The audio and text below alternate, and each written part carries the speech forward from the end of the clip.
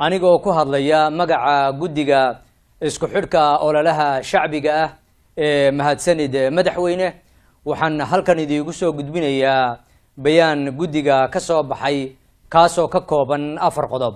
qodobka koobaad, guddigu waxay u mahad celinayaan dadweynaha Soomaaliyeed sida sharafta badan ee ay uga qayb qaateen ololaha iyo sida dardarta leh ee ay u wadaan ololahan shacbiga ah ee mahadsanid madaxweyne oo xilligan maraya meel aad iyo aad u wanaagsan.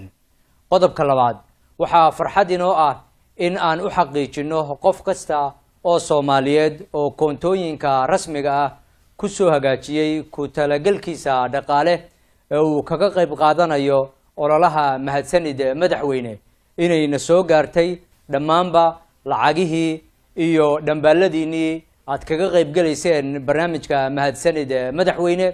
waxaa sidoo kale aan idinla socodsiinaynaa in aanu kaydinay oo diiwaan gelinay magacyada qof kasta oo ka qayb qaatay ololaha. dhammaantiina si gaargaar ah ayaan idinla soo xidhiidhi doonaa haddii uu alla yidhaah. qodobka saddexaad, guddigu waxa uu u mahad celinayaa injineerada Soomaaliyeed ee dalka iyo dibaddaba nagala soo xidhiidhaya kuwaas oo talo iyo farsamo nagula wadaagay nashqado dhismaha guriga. sidaas darteed waxaan ogeysiinaynaa injineer kasta oo Soomaaliyeed oo doonaya in uu ololaha kaga qayb qaato nashqad guriga taariikhiga ah ee mahadsanid madaxweyne inuu noogu soo hagaajin karo nashqada iyo hindisihiisa emailka shaashada idiga muuqda ee mahadsanid madaxweyne @gmail.com.